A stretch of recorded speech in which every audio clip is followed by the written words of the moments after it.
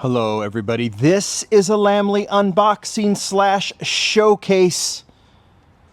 Hot Wheels 2-packs, right? Target exclusive here in the United States. I don't know what stores and others, but premium car culture 2-packs. We've got 3 new sets to open. This came from Mattel. We're going to pull them out of the case and then we're going to open them up and showcase them. We got a car show part of the second part of this video, so stay tuned for that, but let's get right to it. I already cut this open. Because you got to see what's inside, right? You got to see what you're dealing with. There's usually what? So there's 8 sets in here. 1, 2, 3 of one, 1, 2, 3 of the other, and 2 of the last one. So we'll just go ahead. You don't need to see that there's actually replications, but there's one. Oops. So like one of the or 3 of the Alfa Romeo sets, 2 of the James Bond sets, and 3 of the GT-R sets, and that's pretty much the entirety of the unboxing. How was that? That might be the quickest unboxing I've ever done, but let's get right to the sets, of course. They're not numbered. Sometimes I showcase these, sometimes I don't. I will say, and I don't know if I've commented on these, the new packaging is so much better. The diagonal thing was kind of nice to see the cars, but they were so bulky, they took up a lot of space, they were awkward on the pegs. So this is better. It's still pretty bulky. I mean, honestly, they probably could get away with just stacking them, but you know, I don't know, it's premium, it's a little bit different, so that's kind of cool. So 3 sets, themed. We have carryovers in every set. Not terribly fond of the carryovers. It's not the end of the world with these sets. Carryovers in some of the others, I'd rather, in the premium diorama sets, I'd rather have no carryovers. In this, I guess it's okay. But I guess I should just say I'm just not into them at all, but, for budgeting reasons. If it means we're getting new castings, that is fine. There is the back, all 3 sets. I'm not going to spend the entire video talking about carryovers. They are what they are, right? So we'll focus on the other models. Aston Martin DB10 and the Jaguar CX-75. I'm thinking that this was pop culture maybe. I know we've seen it in basics as well. It's an okay casting. This one is brand new. I'm assuming that Ron did it. So we'll get to the new casting right now. Might as well just open them up, right? No reason. And then we'll figure out the car show after this. I haven't really, sometimes I know exactly what I'm going to do for the car show, but videos like this all need a car show. And I don't know. Here it is. This is the Aston Martin, of course. It's nice. Spectre, I'd have to remember, I know I've seen James Bond Spectre. I can't remember the context of this particular model, but it is very nice, right? It does look nice. Yeah, it does look nice. I don't know what else to say, but it's obviously James Bond Aston Martin, and there's a lot of James Bond Aston Martin, so we'll put this one right here. And then obviously this car was in it too, the Jaguar CX-75. I'm not particularly knowledgeable about these sets, to be honest, about this car. It's obviously supercar. I don't even know what year this car was made in terms of the James Bond movies. It's a Daniel Craig James Bond movie, right? I don't remember what year it was made. So I can't remember what car, but it's a very, very cool casting. And I'm wonderfully unprepared to talk about this model other than showcase it, and maybe that's all that really matters. The wheel color is very nice on this one, actually. When they don't go chrome on these, I like it when they play with the colors a little bit. And this one's very nice. It doesn't look as plasticky as sometimes these can, and so that is a very nice model. Sorry, I'm not prepared for that one, but that is what it is. It's a very nice. So I'll just move on. Let's go to the Aston Martin. Boy, we're in 10-spoke city here, aren't we? Everything new's got 10 spokes. Actually, let's go to the GT-R, because I think my favorite model might be that Alfa Romeo, so we'll save that for last. Nissan GT-R, Nismo GT3. New casting, was it last year or the year before? And the Nissan GT-R R35, which has been around for a little bit. This casting, Ryo Asada, I think, did this one originally. First generation was done by Junimai. This one is a carry forward, and this is the only version we've seen in this GT3 deco. So let's open this up. I don't even know if I even showcased. This one was released in pop culture, right? Originally. I think wasn't there a Skyline in there too? R34 Skyline that was released with this mix. The GT3 Racing, this would be an excellent car culture model. Would have been as part of like a Nismo mix or a Nissan mix or a racing mix or Super GT. So it's a really cool model. I love the deco on it. I would love to see this released with another racing livery on it. With Hot Wheels, I don't think you can get too specific, but you could definitely do some tribute or homage or inspired by type decos for this one, and I'm assuming we'll see it. A little bit of a bummer to have just to carry forward right out of the gate and only have, you know, one version of this one, but this is fabulous. I'm going to say having this one go premium and be so clean is pretty awesome. I don't have every one of these castings. Maybe I'll incorporate this one into the car show. The first two versions in orange and gray, kind of that burnt orange, that signature orange that we've seen on the GT-R. And is this color Millennium Jade? Did Nissan carry over that from the R34 to the R35? Would this be considered Millennium Jade? You guys will have to tell me in the comments, because we've seen it on the GT-R and it's a gorgeous color. And then the color of the rims is perfect. I was going to say the Alpha was my favorite, but this may be, all said and done, out of this set, might be the car I like the most. In fact, there is somewhat of a theme here. New casting with the Jag, new premium version with the R35. Clean, like they're clean versions, right? This would be, I guess, this would be similar to my love for Fast and Furious. I mean, I do like the James Bond movies, but these, you know, getting these kind of castings, you know, this variety because of these kind of licenses is kind of cool. But here is the last set. Really love the art. This is the Alfa Romeo 155 V6 Ti and the 69 Alfa Romeo 33 Stradale, I think is how you say it. This was Boulevard originally. That is your carry forward. Art is beautiful. It's been in Exotic Envy as well. I think those are the two versions we've seen of this casting. It's gorgeous. Mark Jones, I think, designed it. And then I think he designed this one as well. And to get this clean version of the 155 is pretty fabulous. So let's open this up. We'll pull out all the 155 models. I think the one I don't have of that Alfa Romeo, I think there was the mail-in, and I don't think I have the mail-in. I'm not religious about collecting mail-ins. Here's the Alfa Romeo. Throw on the turntable very quickly. Absolutely gorgeous. I would love to see this. I don't know if this was released in other colors. Alfa Romeo was pretty stingy about the colors they used in their cars, right? And they have historically been stingy about how they're replicated. So that one is actually pretty nice. So I don't know if we just don't get other colors of that one, but this is the star of the show for sure, of that set. This is fabulous. It is great. This is great. Great casting done in racing liveries, right? We've seen it in two red racing liveries. We've seen it in Martini inspired. I'm trying to remember if there's any others. We'll pull it out in the car show, but I love when they do these kind of clean versions. And this matte black white rims, this is awesome. That paint.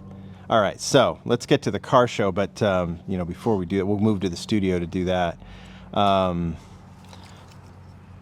really like the Jag, but these are the stars for me. This one in, I want to say Millennium Jade. I hope I'm getting that right. And this one in matte black. Just these clean versions are fabulous. All right, let's do a car show. All right, let's get to the car show. I mentioned I didn't know exactly where I'd go, but it shaped up very quickly. So let's start with the James Bond Spectre set. And I honestly, this is growing on me. It's a great casting. It's a very, very cool car. I'm sure we're going to see it in some sort of supercar, Exotic Envy type mix, but I don't really have a good, you know, I could go Jaguar. I don't really, you know, I don't know what direction I could go. So I'm actually going to go off of the Aston Martin, the carryover, because any chance, there's a casting that I've always said is one of my, like my submission to one of the more underrated but super well done castings that Hot Wheels has ever done, and I talk about it a lot. And anytime I get a chance to showcase it, I like to do it. So going off of the DB10 here, which is an okay casting, looks better in this angle. As soon as you go kind of low and flat, it looks a little bit weird. But I thought James Bond Aston Martin's premium. This is very quick. Of course, you go with the DB5, the 1963 DB5 as the ultimate. And there's several versions. There's been basic versions of this casting released as James Bond. There's been several premiums in several shades. This is the darker shade, and I think that represents different James Bond Aston Martins. There was a chrome version for San Diego Comic-Con, but I went ahead and went with this one. So that's the ultimate classic. Then if we go through Aston Martins, there's been a billion James Bond cars, but there's two other Aston Martins that I think are very worth, and I think that's it. There might be, at least in premium, there might be some other ones that I didn't collect, but That casting I mentioned as underrated, if you followed me for a long time, you know what it is. And it is the, well, you know, it's the DBS. I have loved this casting since it was released in, I think, 2010 in gray, and we've seen it in several colors since. I don't have every version anymore because those that have kind of like made up stripes, I like the clean versions. And of course, they've released 2 premiums. This was supposed to be in Car Culture at one point, not Car Culture. It was supposed to be in Speed Machines at one point. They finally made it for premium for James Bond and Gunmetal Gray. They put the wrong wheels on it though. They put the GT wheels, but I don't think they had the 10 spokes. So they came back thankfully with these beautiful chrome 10 spokes and made the perfect version of one of the perfect castings that Hot Wheels has ever done. I have always loved this casting, and I've always touted it as one of the most underrated, just really, really well done casting. So there's that. I got to feature it. I'm happy. But of course we have to, if we're going Aston Martin, we go with the Vanquish, the James Bond at least. We go with the, here, I'll put it right there. The Vanquish is fabulous and released this year, right? New casting this year?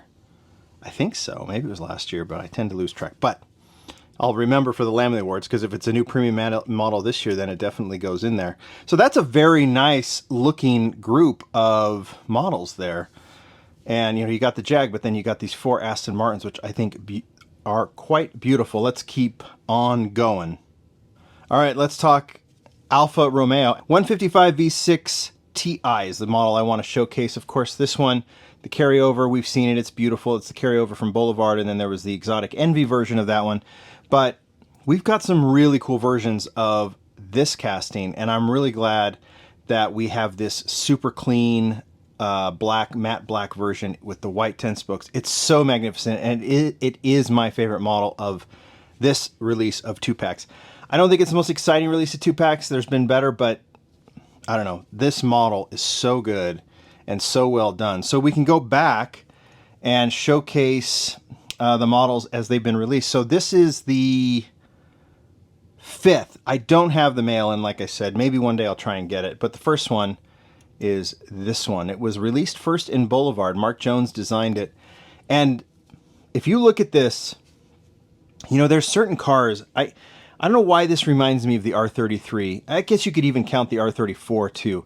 There are certain cars that have a design to them that, when done right or modernized slightly, they just look so good even today. And this is definitely one of them.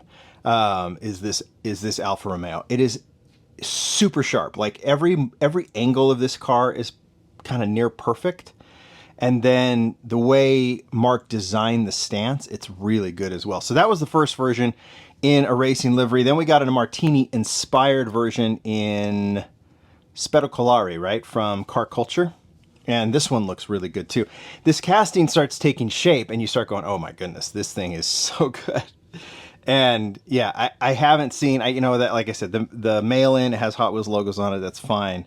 But these that are replicated in more real designs, Racing, Martini, of course, this really cool black version. And then we go back to the Aston Martin, or sorry, I'm going to say it, I probably already have, mixing these two up. We go back to Team Transport, where we had this casting released. And again, in another Alfa Romeo inspired red racing livery, and done as a Team Transport is perfect. And you actually, if you notice, these two got the 6 spokes. Now we have one with the 5 spokes and one with the 10 spokes. So you've got a nice variety of really sporty, low profile wheels as well. So it's really, really good. Like, I'm really, like, one of my favorite things to do as a collector, and you can tell me if it's the same, is to take versions of these castings. It doesn't have to be every release, but take versions of these castings and then just put them together.